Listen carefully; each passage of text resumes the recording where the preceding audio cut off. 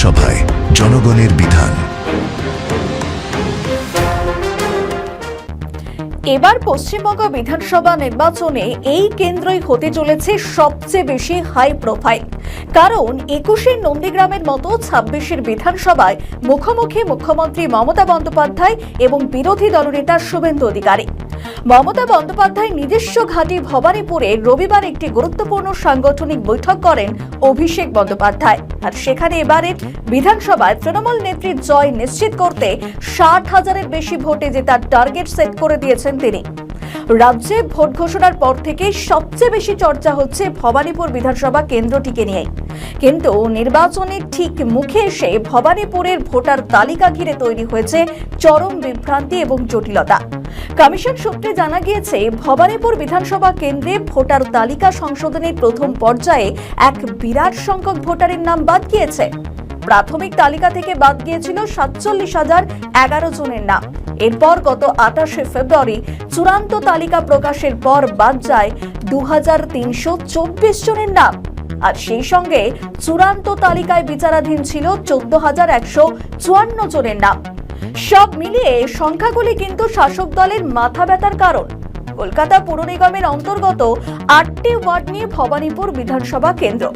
কিন্তু সাপ্লিমেন্টারি তালিকা প্রকাশ হলেও কতজনের নাম বাদ গেল সেটা আলাদা করে জানানো হয়নি। ফলে একটা ধোঁয়াশা তৈরি হয়েছে। আর সেই বিষয়ে বিভ্রান্তি এবং সংশয় অব্যাহত রয়েছে এখনো। আগামী 29শে এপ্রিল ভবানীপুর কেন্দ্রে নির্বাচন। ফলে হাতে মাত্র কয়েকদিন। এসআইআর প্রক্রিয়া সম্পন্ন না হলে ভোট কিভাবে হবে সেটা নিয়েই ধোঁয়াশা থাকলেও রাজনৈতিক দলগুলো নিজেদের মতো করে প্রচারে নেমে পড়েছে। আর ভবানীপুরে যেহেতু মুখ্যমন্ত্রী এবং বিরোধী দলনেতা লড়াই করছেন, সেহেতু এখানকার খুঁটিনাটি বিষয় চলে আসছে প্রচারের আলোয়। যেমন বিজেপি প্রার্থী তথা বিরোধী দলনেতা শুভেন্দু ক্রমাগত হুঙ্কার ছাড়ছেন তিনি এবারও মুখ্যমন্ত্রী মমতা বন্দ্যোপাধ্যায়কে হারাবেন। অপরদিকে এসআইআর নিয়ে কিছুটা চাপে থাকা তৃণমূল প্রচারে নামার আগে নিজেদের ঘুঁটি সাজাতে ব্যস্ত। চেতলার অহিন্দ্র মঞ্চে অনুষ্ঠিত এই ক্লোজ ডোর মিটিংয়ে অভিষেক বন্দ্যোপাধ্যায় এবং মমতা বন্দ্যোপাধ্যায় দলীয় নেতা কর্মীদের পেপ টক দিয়েছেন। যেহেতু ওই বৈঠকে সাংবাদিকদের প্রবেশ নিষিদ্ধ ছিল, সেহেতু খুব একটা বিষয়বস্তু জানা যায়নি। তবে অভিষেক 60,000-এর লিড দেওয়ার লক্ষ্যমাত্রা দিয়েছেন।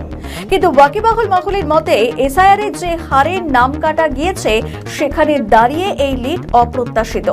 2021-এ বিধানসভায় ভবানীপুরে তৃণমূল প্রার্থী শোভনদেব চট্টোপাধ্যায় বিজেপির রুদ্রনীল ঘোষকে হারিয়েছিলেন 28,000-এর সামান্য বেশি ভোটে। যদিও 2021 সালে ভবানীপুর বিধানসভা কেন্দ্রের উপনির্বাচনে মমতা বন্দ্যোপাধ্যায়ের রেকর্ড ব্যবধানে জয়ী হয়েছিলেন। তিনি তার নিকটতম প্রতিদ্বন্দ্বী বিজেপির প্রিয়াঙ্কা টিবডয়েলকে 58,835 ভোটের ব্যবধানে পরাজিত করেছিলেন। কিন্তু সেটা ছিল উপনির্বাচন। আসলে এই কেন্দ্রে বরাবরই জয় পরাজয় ঠিক হয় 25 থেকে 30,000-এর ব্যবধানে। এবার বিজেপি প্রার্থী শুভেন্দু আর ভবানীপুরে জনবিন্যাস পরিবর্তন হয়েছে। ফলে এবার চিন্তায় রয়েছে শাসক দল।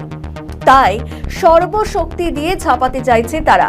এখন দেখার নন্দীগ্রামের পুনরাবৃত্তি করতে পারেন কিনা শুভেন্দু।